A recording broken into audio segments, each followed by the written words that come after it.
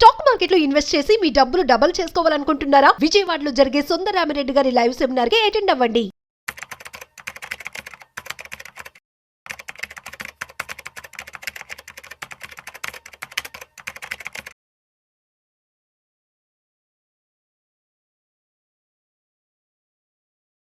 నమస్తే, నేను Keshav. Welcome to Suman TV. కేంద్ర ప్రభుత్వం 2025-26 సంవత్సరానికి బడ్జెట్ ప్రవేశపెట్టింది. ఈ బడ్జెట్లో తెలుగు రాష్ట్రాలకి వచ్చిందేంటి, ప్రధానంగా వేతన జీవులకి దక్కినటువంటి ఊరట ఎలాంటిది, ముఖ్యంగా కొన్ని రంగాలపైన పన్నులు మినహాయింపులు తగ్గింపులు పెద్ద ఎత్తున చేసింది. కాబట్టి దేశంలో ఆర్థిక వ్యవహారాలు ఆర్థిక కార్యకలాపాలు జోరందుకోవడానికి ఇది దారి వేస్తుంది అనేటువంటి అంచనాలు ఉన్నాయి. ఈ అంశాలపైన విశ్లేషణ చూద్దాం. మనతో పాటు బడ్జెట్ ఎక్స్పర్ట్ ఈదర్ రామకృష్ణ గారు ఉన్నారు. రామకృష్ణ గారు నమస్కారం. నమస్తే అండి. రామకృష్ణ గారు, ఓవరాల్గా బడ్జెట్ ఎలా వచ్చింది? ఎందుకంటే చాలా ఎక్స్పెక్టేషన్స్ పెట్టుకున్నారు. ఇది ఒక డిసైడింగ్ బడ్జెట్, రాబోయేటువంటి వికసిత్ భారత్కి సంబంధించి ఒక రూట్ మ్యాప్ వేసేటువంటి బడ్జెట్ అనే అభిప్రాయం ఉంది. ముఖ్యంగా తెలుగు రాష్ట్రాల్లో చాలా హోప్ ఉంది, ఆంధ్రప్రదేశ్లో అయితే మరీ ఎక్కువ ఉంది. సో ఎలా ఉంది ఈ బడ్జెట్? మన తెలుగు రాష్ట్రాలకి వచ్చినటువంటి వరాలు కానీ అవకాశాలు కానీ అసలు మన వైపు చూసినటువంటి దాఖలాలు కానీ ఉన్నాయా? తెలుగు రాష్ట్రాలు అంటే ముఖ్యంగా రీసెంట్ టైమ్స్ లో ఆంధ్రప్రదేశ్ కి కొన్ని వరాలు ఇవ్వడం జరిగిందండి. లైక్ విశాఖ ఉక్కుకి కొంత అలాట్మెంట్, అలాగే అమరావతికి, అట్లాగే పోలవరం ప్రాజెక్ట్ కి, వీటన్నిటికీ అలాట్మెంట్స్ చేయటం, అట్లాగే కొన్ని ఇన్ఫ్రాస్ట్రక్చర్ ప్రాజెక్ట్స్ అయినా like ring road, Amaravati ring road, ఇలాంటివి ప్రపోజల్స్ ఉండబట్టి ఈ బడ్జెట్ లో మనకి అలాంటివి ఏం కనిపించలేదు. మెయిన్ గా స్టేట్ స్పెసిఫిక్ గా మనం చూస్తే బీహార్కి ఎక్కువగా ఇంపార్టెన్స్ ఇచ్చినట్టు కనిపిస్తుంది ఈ బడ్జెట్ లో.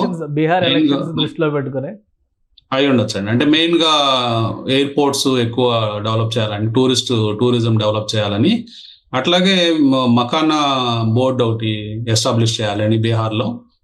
సో అట్లా బీహార్కి సంబంధించినంత వరకు స్టేట్ లెవెల్గా చూస్తే ఒక బీహార్కే ఎక్కువ, అంటే ఈవెన్ బీహార్ వెనుకబడిన రాష్ట్రంగా ఉండటం కూడా ఒక కారణం అయి ఉండొచ్చు. ఇందువల్ల బీహార్కి కనిపించింది. ఇంకా ఓవరాల్ గా బడ్జెట్ అంటే నేషన్ వైడ్ డిఫరెంట్ అంశాలు, అంటే వివిధ అంశాలు, ట్యాక్స్లు, డెఫిసిట్లు, జీడిపి, రకరకాల అంశాలు ఇందులో ఉంటాయి. కాబట్టి స్టేట్ లెవెల్లో మనము కేటగరైజ్ చేయలేము. సో ఓవరాల్ గా ఈ బడ్జెట్ కనుక చూస్తే మెయిన్ గా ఒక న్యూ వే ఆఫ్ థింకింగ్ కనిపిస్తుందండి. అంటే ఈజ్ ఆఫ్ డూయింగ్ బిజినెస్ ని ఇంప్రూవ్ చేయాలన్నట్లుగా ఈ బడ్జెట్ లో నిర్మలా సీతారామన్ చాలా అంశాల్లో మనకి ఈజ్ ఆఫ్ డూయింగ్ బిజినెస్ కోసం ఆ స్టెప్స్, ఆ మెజర్స్ తీసుకుంటున్నట్టు అర్థమవుతుంది. మెయిన్ గా ఇన్కమ్ ట్యాక్స్ లో డిస్ప్యూట్ లేకుండా, అంటే గతంలో చాలా డిస్ప్యూట్స్ ఉండేవి, ఆ డిస్ప్యూట్స్ లేకుండా న్యూ ట్యాక్స్ పాలసీని ఒక వారంలో ప్రజెంట్ చేస్తామన్నారు. తద్వారా ఏంటంటే ట్యాక్స్ కట్టే వాళ్ళకి, అట్లాగే ట్యాక్స్ డిపార్ట్మెంట్ కి డిస్ప్యూట్స్ మినిమల్ గా ఉండేటట్లు, గతంలో ఉండే విధంగా కాకుండా చాలా తక్కువగా ఉండేటట్లు చాలా వరకు ఆ ఇబ్బందులు తొలగిస్తామని చెప్పారు. అట్లాగే ఇంపోర్ట్ చేసుకునే కంపెనీస్ కూడా మంత్లీ కాంప్లైన్స్ని ఎత్తివేశారు. మంత్లీ కాంప్లైన్స్ ఎత్తివేసి ఒక ఎవ్రీ 3 months కి వాళ్ళకి కాంప్లైన్స్ ఫుల్ఫిల్ చేయాలని చెప్పారు. సో అలా ఆ పర్టికులర్ డిపార్ట్మెంట్ ఇంపోర్ట్స్ సంబంధించిన వాటిలో కూడా ఈజ్ ఆఫ్ డూయింగ్ బిజినెస్ పెంచారు. అట్లాగే న్యూ సెంట్రల్ కేవైసీ 2026 లో తీసుకొస్తామని చెప్పారు. అంటే ఈ కేవైసీ ని సింప్లిఫై చేసుకుంటూ వస్తున్నారు. ఆ భాగంలోనే కేఆర్ఏ వచ్చింది.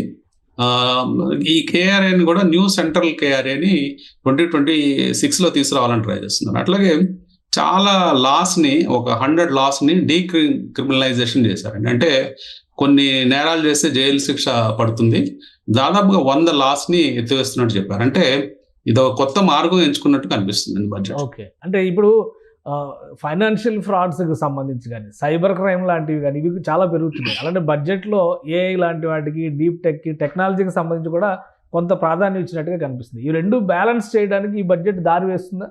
లేదండి. అంటే ఆర్టిఫిషియల్ ఇంటెలిజెన్స్ కి 3 centers ఏర్పాటు చేస్తాం. పర్టికులర్ అగ్రికల్చర్, ఎడ్యుకేషన్, ఇట్లా ఇండస్ట్రీకి సంబంధించిన 3 centers ఏర్పాటు చేస్తామని చెప్పారు. కానీ అలొకేషన్ చూస్తే కేవలం 500 కోట్ల రూపాయలు మాత్రం చేయడం జరిగింది ఆర్టిఫిషియల్ ఇంటెలిజెన్స్ కి. సో 500 కోట్ల రూపాయలు అనేది నథింగ్ అనమాట. అంటే అది ఆర్టిఫిషియల్ ఇంటెలిజెన్స్ ని ఇంప్రూవ్ చేయడానికి ఏమాత్రం పనికిరాదు. బేసిక్ గా ప్రాజెక్ట్స్, రిపోర్ట్స్ తయారు చేయడానికి అలాంటి వాటికి పనికొస్తుంది, లేకపోతే ఒక ఇన్స్టిట్యూట్స్ డెవలప్ చేయడానికి పనికొస్తుంది. కానీ రియల్ గా ఆర్టిఫిషియల్ ఇంటెలిజెన్స్ లో ఇప్పుడు అమెరికా కానీ, చైనా కానీ చాలా దూసుకుపోయాయి. రీసెంట్ గా మనం డీప్ సీక్ చూసాము. అట్లాగే అమెరికాలో చాట్ జీపీటీలు, జెమినీలు, ఇలాంటివి చాలా వచ్చాయి.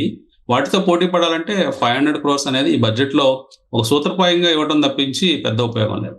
రైట్. ఇక ఇన్కమ్ ట్యాక్స్ గురించి ఎక్కువ మంది డిస్కస్ చేస్తున్నారు. 12 లక్షల వరకు జీరో ట్యాక్స్ అంటున్నారు. సో ఇది జీరో ట్యాక్సా, లేదంటే ఇక్కడ బడ్జెట్ స్టేట్మెంట్లో చూస్తే మాత్రం 4 లక్షల నుంచే 10% క్యాలిక్యులేషన్స్ అయితే కనిపిస్తున్నాయి. బట్ అందులో వచ్చేటువంటి మినహాయింపులు, రిబేట్లు ఇవన్నీ ఏ విధంగా చూడాలి? అంటే మనం ప్లాన్ చేసుకున్నట్లయితే 12 లక్షల దాకా మనం జీరో ట్యాక్స్ పొందొచ్చండి. ఓకే. ఈవెన్ గా ప్లెయిన్ గా మనం డిడక్షన్స్ అలాంటివి ఏమీ అప్లై చేయకపోయినా కానీ 80,000 మించి పడదు 12 లక్షలు ఇన్కమ్ ఉన్న వాళ్ళకి.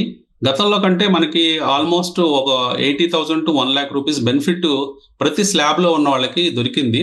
అంటే 12 లక్షలు పైబడిన స్లాబ్స్ అంటే 8 to 12 వాళ్ళకి 10%, 12 to 16 వాళ్ళకి 15%, 16 to 20 వాళ్ళకి 20%, 20 to 24 వాళ్ళకి 25%. మీరు ఏ స్లాబ్ లో ఉన్నా కానీ అబౌవ్ 8 lakhs మీకు 80,000 నుంచి 1,10,000 రూపాయల దాకా బెనిఫిట్ వస్తుంది. తద్వారా గవర్నమెంట్ కూడా 1,10,000 కోట్ల రూపాయలు మొత్తంగా దేశం మొత్తంగా కోల్పోతుంది ఆదాయాన్ని. మేబీ వాళ్ళు వేరే సోర్సెస్ ద్వారా రీకూప్ చేసుకుంటారు, కానీ డైరెక్ట్ గా వాళ్ళకి వాళ్ళ పాకెట్స్ లోకి బెనిఫిట్స్ వెళ్ళాలి అని చెప్పేసి. అంటే కన్సంప్షన్ మనం ఈ మధ్య చూస్తే అర్బన్ కన్సంప్షన్ అనేది కొంచెం తగ్గుతూ ఉంది. తద్వారా మనం స్టాక్ మార్కెట్ లో కూడా ఎఫ్ఎంసీజీ స్టాక్స్ అంటే బాగా పడుతూ ఉన్నాయి, వాటి సేల్స్ కానీ ప్రాఫిట్స్ కానీ తగ్గుతూ ఉన్నాయి. సో అర్బన్ కన్సంప్షన్ పెంచాలనే దృష్టితోనే ఈ పర్టికులర్ మెజర్ చేసినట్టున్నారు. సో ఎప్పుడైతే ఈ middle class, lower middle class వాళ్ళకి లేదా కొంచెం హయ్యర్ క్లాసెస్ అంటే 12 lakhs to 24 lakhs వచ్చే వాళ్ళకి కొంచెం ఒక 1 lakh రూపీస్ దాకా సేవింగ్స్ అనేవి వాళ్ళ పాకెట్స్ లో డైరెక్ట్ గా వస్తాయి కాబట్టి అది కన్సంప్షన్ ఉపయోగపడుతుంది. అట్లాగే కన్సంప్షన్ సైకిల్ మళ్ళీ మొదలవుతుంది అని ఆశతో ఇది చేయటం జరిగింది. సో ఓవరాల్ గా ఇది ఒక వెల్కమ్ మూవ్ అండి. అంటే అట్లీస్ట్ ఇన్ఫ్లేషన్ పెరుగుతూ ఉంది, ఖర్చులు పెరుగుతూ ఉన్నాయి. ఇలాంటి మూవ్ వల్ల కొంత మిడిల్ క్లాస్ పీపుల్ హ్యాపీగా ఫీల్ అవుతారు. కానీ ఇంకా డిడక్షన్స్ విషయంలో కానీ, ఎగ్జంప్షన్స్ విషయంలో కానీ, ఎందుకంటే ఇప్పుడు ఇన్సూరెన్స్కి వాటికి ఒక 1 lakh, 1.5 lakh మాత్రమే ఎగ్జంప్షన్స్ ఇచ్చారు. అలానే లోన్ రిలేటెడ్ ఇంట్రెస్ట్ ఎగ్జంప్షన్స్ ఇవేవి కూడా రివైవ్ చేయకుండా కేవలం స్లాబ్ సిస్టంలో మార్పులు తీసుకురావడం వల్ల పెద్ద ప్రయోజనం ఉండదు అనేటువంటి ఒక విమర్శ వస్తుంది.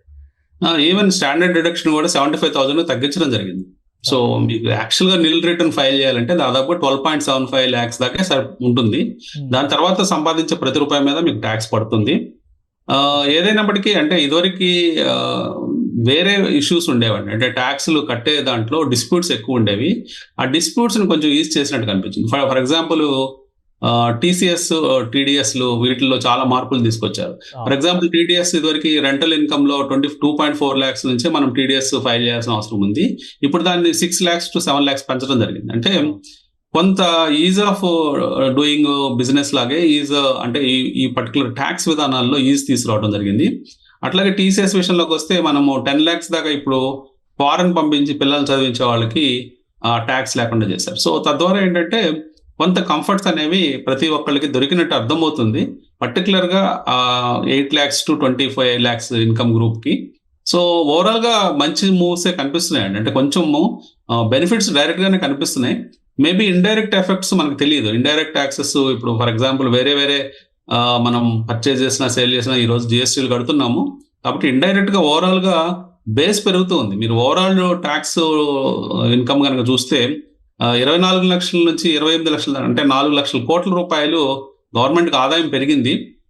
కాబట్టి ఆదాయంలో 1 లక్ష రూపాయలు వాళ్ళు తగ్గించుకున్నట్టు అర్థం చేసుకోవాలి. రైట్. అంటే ఇప్పుడు ఆదాయపు పన్నుకి సంబంధించి ఒక స్పెషల్ బిల్లు కూడా ప్రవేశపెడతాం అంటున్నారు. ఈ రోజు ఇచ్చినటువంటి అంశాలతో దాదాపు క్లారిటీ వచ్చేసినట్టేనా? ఇంకేమన్నా క్లారిటీ వచ్చే అవకాశం, అంశాలు ఆ బిల్లులో ఉండడానికి స్కోప్ ఏమైనా ఉంటుందా? ఉంటాయండి, చాలా అంశాలు ఆ బిల్లులో పొందుపరుస్తారు.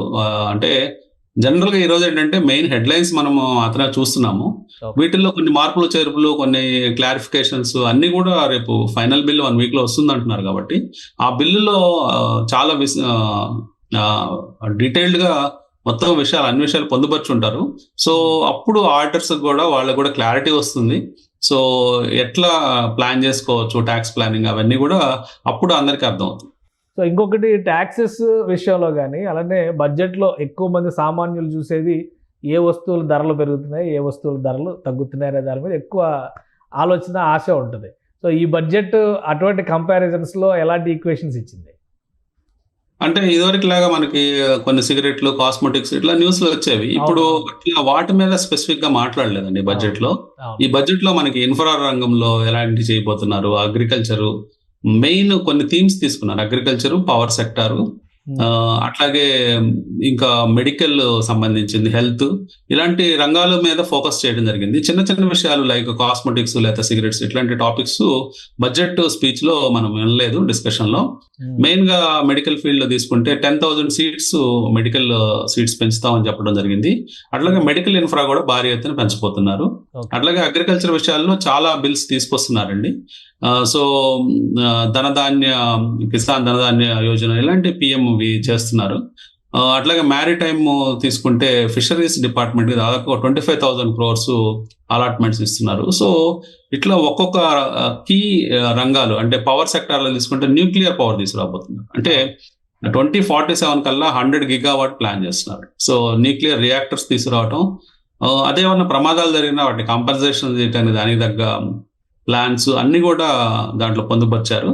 సో అట్లా ఒక్కొక్క రంగాన్ని ప్రత్యేకంగా ఒక్కొక్క రంగాన్ని తీసుకొని వాళ్ళు చేయటం జరిగిందండి. అలాగే ఇన్ఫ్రా రంగంలో 11 లక్షల కోట్ల రూపాయలు స్పెండ్ చేద్దామని ప్లాన్ చేస్తారు. ఇప్పుడు ఓవరాల్గా బడ్జెట్ డిపెండ్ అయ్యి గోల్డ్ రేట్ పెరుగుతుంది, తగ్గుతుంది, ₹1,00,000 వెళ్ళిపోతుంది, ఇలాంటి చర్చలు చాలా జరిగినాయి గత వారం రోజులుగా. ఏంటి అటువంటి ఇంపాక్ట్స్ ఏమైనా ఉన్నాయా? గోల్డ్ రేట్ ఫ్లక్చుయేషన్స్ కానీ, సిల్వర్ రేట్ ఫ్లక్చుయేషన్స్ కానీ, లేదా స్టాక్ మార్కెట్ పడిపోవడాలు లేవడాలు కానీ అటువంటి సంకేతాలు ఏమైనా ఉన్నాయి ఈ బడ్జెట్తో? ఈ బడ్జెట్ లో మనము గోల్డ్ రేట్స్ అంటే ఆల్రెడీ మనం ఆల్ టైమ్ హైలో ఉన్నాం. అంటే గోల్డ్ రేట్స్ కూడా మన రీసెంట్ గా 83,000 దాకా రావడం జరిగింది. సో గోల్డ్ రేట్ అనేది బడ్జెట్ మీద డిపెండ్ అయి ఉండదండి. బేసిక్ గా ఏంటంటే ఇంటర్నేషనల్ ఈవెంట్స్, ఇంటర్నేషనల్ సినారియోస్ ని బట్టి గోల్డ్ రేట్ పెరుగుతూ ఉంటుంది. అంటే జియో పొలిటికల్ వరీస్ పెరిగినా కానీ, లేకపోతే ఏదైనా దేశాల మధ్య యుద్ధాలు జరుగుతూ కంటే ఆ యుద్ధాలు ఎక్కువ కాలం కొనసాగితే అప్పుడు ఈ గోల్డ్ రేటు స్థిరంగా పెరిగే ఛాన్సులు ఉంటాయి. అట్లాగే సెంట్రల్ బ్యాంక్స్, ఆయా దేశాల సెంట్రల్ బ్యాంక్స్ గోల్డ్ పర్చేజ్ చేస్తూ ఉంటే ఫాస్ట్ గా గోల్డ్ పెరిగే ఛాన్స్ ఉంటుంది. సో ఇప్పుడు మనం చూస్తుంటే గోల్డ్ సైకిల్ ఒకటి కనిపిస్తుంది క్లియర్ గా. ఇంకా గోల్డ్ మీరు అన్నట్లు ఇంకా మంచి నెంబర్స్, అంటే 90,000, 1 lakh రూపీస్ ఈజీగా మనము అచీవ్ అయ్యే ఛాన్స్ ఉందండి ఈ సంవత్సరంలో 2025లోనే. కాబట్టి బడ్జెట్ కి గోల్డ్ కి పెద్ద లింక్ చేయలేం. కానీ ఇప్పుడు ఫర్ ఎగ్జాంపుల్ ఈవెన్ మన ట్యాక్స్ పేయర్స్ కొంత ట్యాక్స్ సేవ్ అయితే కూడా కొంత ఆలోచన గోల్డ్ కొందాము, లేకపోతే మనకి అన్ని ఫార్మ్స్ లో ఇప్పుడు గోల్డ్ దొరుకుతుంది కాబట్టి, ఫిజికల్ ఫార్మ్, డిజిటల్ ఫార్మ్స్ లో. సో అట్లా కూడా స్పెండింగ్ గోల్డ్ మీదకి వెళ్ళే ఛాన్స్. రైట్. థ్యాంక్ యూ అండి. ఇది అనాలిసిస్. బడ్జెట్కి సంబంధించి మనం చూస్తే కనుక చాలా అంశాలని ఈ బడ్జెట్ టచ్ చేసింది. అయితే రాబోయే రోజులకి, ఫ్యూచర్కి సంబంధించినటువంటి కొన్ని డైరెక్షన్స్ ఇచ్చేటువంటి బడ్జెట్గా దీన్ని చూడాలని ఈదర రామకృష్ణ గారు చెప్తున్నారు. అయితే కొన్ని కీలకమైనటువంటి నిర్ణయాలు తీసుకోవడం ద్వారా వేతన జీవులకి, మధ్యతరగతి వర్గాలకి ఉపశమనం ఇచ్చేటువంటి అంశాలు ఇందులో చాలా ఉన్నాయి. సో ఇన్కమ్ ట్యాక్స్కి సంబంధించి కొత్తగా ప్రవేశపెట్టబోయేటువంటి బిల్లులో మరింత ఎలాబరేటెడ్ డిస్కషన్స్కి అవకాశం ఉంటుందని ఆయన విశ్లేషిస్తున్నారు. ఇక గోల్డ్ రేట్స్ పైన, ఇతర అంశాలపైన, ఫ్లక్చుయేషన్స్ గురించి ఇప్పుడు మాట్లాడడానికి సందర్భం కాదు. కానీ బడ్జెట్లో ఇచ్చినటువంటి ఉపశమనాల ద్వారా మార్కెట్లో కొన్ని మార్పులు చేర్పులు జరగడానికి మాత్రం ఆస్కారం ఉంటుందని విశ్లేషిస్తున్నారు. ఇది special discussion. Keep watching. Suman టీవీలో మీ పర్సనల్ అండ్ బిజినెస్ ప్రమోషన్స్ కోసం కింది నెంబర్కి కాంటాక్ట్ చేయండి.